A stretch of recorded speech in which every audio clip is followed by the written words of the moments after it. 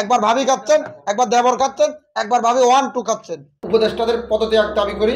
এই কারণে তারা যদি রাষ্ট্র পরিচালনা ব্যর্থ হন, তারা পদত্যাগ করে নতুন কাউকে আসার সুযোগ করে দিবেন।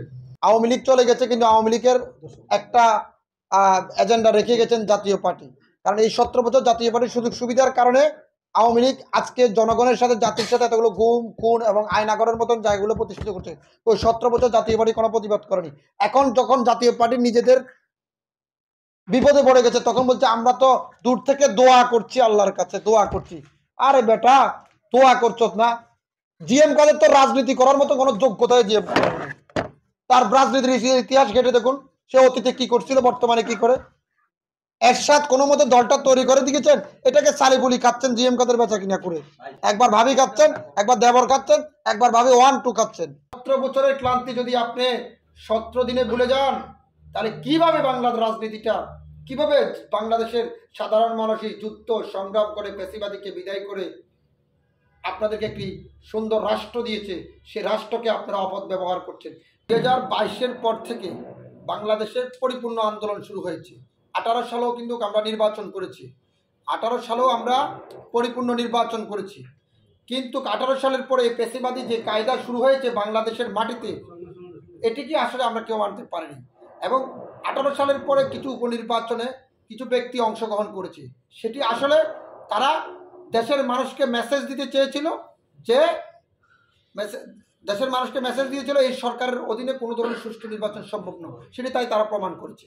আমি জনগণের ভোটের ব্যালটের মাধ্যমে নির্বাচিত হব, আমি কিভাবে ওখানে প্যাসিবাদী, আমি তো নির্বাচিত, আমি তো ধরেন সকালবেলায় তো ভোট বর্জন করা। রাষ্ট্র পরিচালনার কি সুশীল ব্যক্তি বলেন, সাবেক বিচারপতি বলেন, সাবেক আমলা বলেন, সাবেক কি কয় যে আপনার মন্ত্রী বলেন, বাংলাদেশে কি নেতৃত্বের কি সংকট পড়েছে? সেটাই আপনাদের পছন্দের আছে কিনা দুই একজন? যে না, আমাদের কোনো পছন্দের নেই। আমাদের পছন্দ একটা, যিনি বাংলাদেশের রাষ্ট্র পরিচালনা করতে সক্ষম হবে তাকে বসানো হোক। ইসকনকে বাংলাদেশের যদি নাগরিকত্ব থাকে এটিকে বাতিল করতে হবে, এবং এই ইসকন নামে বাংলাদেশে কোনো সংগঠন থাকতে পারবে না। কারণ এই কারণে থাকতে পারবে না, কারণ যেখানে তারা গত 17 বছর কোনো কথা বলেননি, সেখানে আজকে 3 মাসে তাদের চেতনা কোত্থেকে জাগ্রত হয়েছে, এটি জাতির সামনে তারা পরিষ্কার করতে হবে, এটি জাতির সামনে তারা পরিষ্কার করতে হবে। আমরা চাই এখানে হিন্দু, মুসলিম, বৌদ্ধ, খ্রিস্টান, মুসলমান সবাই তো এই দেশটা, সবাই, এটা আমাদের কারো একার না। যার 1% আছে তারও এই দেশে অধিকার আছে, যার 1% আছে তারও এই দেশে অধিকার আছে, এবং সবাই বসবাস করে। কিন্তু এই দেশের ভিতরে কারা ষড়যন্ত্র করছে, কারা দ্বিধাদ্বন্দ্ব করছে, এটি তো রাষ্ট্র পরিচালনা যারা করে তাদের দায়িত্ব বের করো, তো তারাই তো এটার ভিতরে জড়িত আছে। এবং আমি তারপরে আরেকটা ব্যাখ্যা আপনাদেরকে দিচ্ছি।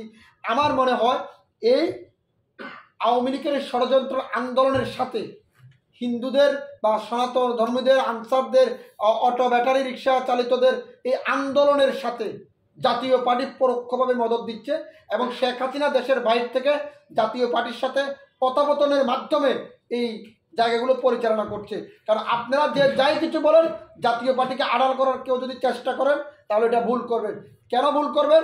জাতীয় পার্টি গত বছর দেখছেন জিএম কাদের দিল্লি থেকে বৈঠক শেষে সাংবাদিকেরা যখন প্রশ্ন করছে, তিনি বলছেন আমার সাথে অনেক কথা হয়েছে, এটা বাবা বলা যাবে না। তার মানে শেখ হাসিনার অর্ডার ছাড়া জিএম কাদের একটা কথা বলে না, ভারতের অর্ডার ছাড়া কথা বলে না। তাহলে জিএম কাদেরকে এখনো পরিষ্কার করতে হবে যে জিএম কাদেরকে সেদিন কি বলা হয়েছিল। এতে সে তাদের নিবন্ধন সহ তাদের আইনি প্রক্রিয়ার মাধ্যমে তাদের সকল কিছু প্রত্যাখ্যান করতে হবে। জাতির সামনে আগে থেকে তো এটা প্রকাশ করা হয়নি কারা উপদেষ্টা পরিষদে আছেন। আমরা যখন শপথ অনুষ্ঠানে গিয়ে দেখি তখন উপদেষ্টাগুলোর চেহারা দেখতেছি, তার সাথে জাতির সামনে তো আগে থেকে প্রকাশ করা হয়, জানা ছিল না। আগে তো জানা কারোই ছিল না, সবাই তো ভিন্ন কিছু ভাবছিল, কিন্তু ওখানে কারা উপদেষ্টাগুলো বসিয়েছে কেউ তো জানত না। যার কারণে যেটি হোক না কেন, আইনি প্রক্রিয়ার মাধ্যমে, বিচারপতির মাধ্যমে, আলোচনার মাধ্যমে রাষ্ট্রপতিকেও পদত্যাগ করা উচিত ছিল। কারণ যেহেতু তার গুরু চলে গিয়েছে, শিষ্য থাকার কোনো অধিকার নেই।